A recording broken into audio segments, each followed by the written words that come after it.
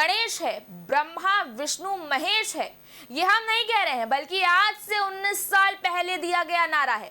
और ये नारा किसी और ने नहीं बल्कि बहुजन समाज की पैरवी करने वाली, उस बिना पर राजनीतिक अस्तित्व धारण करने वाली बहुजन समाज पार्टी का है, बहन कुमारी मायावती का है। और अब एक बार फिर इनका हाथ और साथ इसी नारे की तरफ बढ़ता नजर आ रहा है। आप में से कई लोगों को शायद अभी भी यही लगता हो कि 2027 में यूपी के रण का मुकाबला भाजपा और सपा के बीच है, लेकिन अब बसपा भी अपनी धमक दिखाने के लिए इस सियासी मैदान में कूद पड़ी है। ऐसे में सवाल यह है कि क्या मायावती एक बार फिर से 2007 वाला फॉर्मूला अपनाने जा रहे हैं? क्या मायावती फिर से ब्राह्मण कार्ड खेलने की फिराक में है? क्या है पूरा मामला, जानेंगे इस खास रिपोर्ट में विस्तार से। नमस्कार, मैं आकृति और आप देख रहे हैं इंडिया पब्लिक खबर। 2027 में यूपी की सत्ता में वापसी का ख्वाब देख रही बसपा चीफ मायावती एक बार फिर उसी फॉर्मूले को आजमाने की कोशिश कर रही हैं जिसकी वजह से 2007 में उन्होंने पूर्ण बहुमत की सरकार बनाई थी।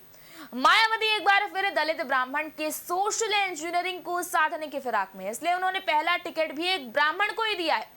2027 के विधानसभा चुनाव के लिए बहुजन समाज पार्टी ने अभी से तैयारी मुकम्मल कर ली है, साथ ही प्रत्याशियों की घोषणा का काम भी शुरू कर दिया है। साल 2007 के चुनाव में मायावती ने जिस सोशल इंजीनियरिंग के दम पर यूपी की सत्ता में वापसी की थी, अब उसी फॉर्मूले को 2027 में दोहराने की कोशिश है। 2007 में वो परंपरागत दलित वोटों के साथ साथ ब्राह्मण वोटरों को लेकर मैदान में उतरी और इस सोशल इंजीनियरिंग ने विपक्षी दलों को चुनावी रण में धाराशाही कर दिया था। अब मायावती एक बार फिर उसी फॉर्मूले को फिर आजमाना चाह रही हैं। बता दें कि मायावती पिछले 3 महीने में हुई सभी बैठकों में भी ये बात कहती रही है कि ब्राह्मण दलित गठजोड़ के साथ वो 2027 के विधानसभा चुनाव में जाएंगे और एक बार फिर से सत्ता में पूर्ण बहुमत के साथ वापसी करेंगे। याद हो कि मायावती की अगुवाई वाली बहुजन समाज पार्टी ने यूपी चुनाव के लिए पहला टिकट आशीष पांडे को दिया है। उन्होंने जालौन जिले की माधोगढ़ सीट से पार्टी का प्रत्याशी बनाया गया है, साथ ही उन्हें माधोगढ़ सीट का प्रभारी भी बनाया गया है। यहाँ बता दें कि माधोगढ़ बीएसपी का गढ़ माना जाता है। पार्टी जल्द ही चुनाव के लिए कई अन्य प्रभारियों के नाम का भी ऐलान करेगी। पार्टी 2017 के चुनाव में यहाँ पर दूसरे स्थान पर रही थी। पार्टी सूत्रों का कहना है कि बीएसपी होली के बाद कानपुर मंडल की 5 और सीटों पर प्रभारियों की घोषणा करेगी। चुनाव तारीख के ऐलान से पहले घोषित प्रभारियों को ही पार्टी अपना प्रत्याशी बनाती है। कहा यह भी जा रहा है कि 2027 में बसपा 80 ब्राह्मण उम्मीदवारों को मैदान में उतार सकती है। इसका ऐलान जून तक हो भी सकता है।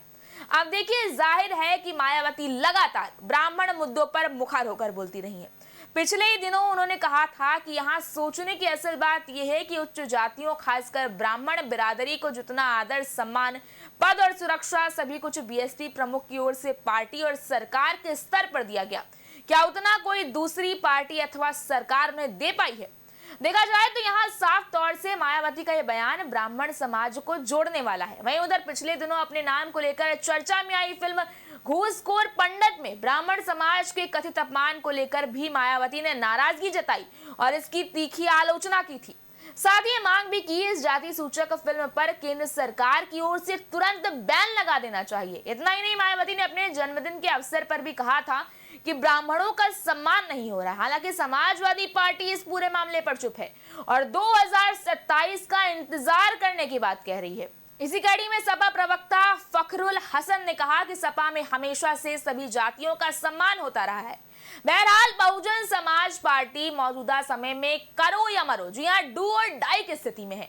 ऐसे में उसकी तरफ से उठाए जाने वाला हर कदम सत्ता में वापसी का ख्वाब देख रहा है, लेकिन ये ख्वाब कितना सच होगा ये फिलहाल देखने वाली बात होगी। खैर, फिलहाल तो उत्तर प्रदेश में दलितों के साथ ब्राह्मण जोड़ का संदेश यानी कि सोशल इंजीनियरिंग का संदेश बहुजन समाज पार्टी अपने पक्ष में सकारात्मक ही मान रही है। इस बारे में आपकी क्या राय है, आप हमें कमेंट सेक्शन में जरूर बताएं। इस वीडियो को लाइक करें, शेयर करें, चैनल को सब्सक्राइब करें। शुक्रिया।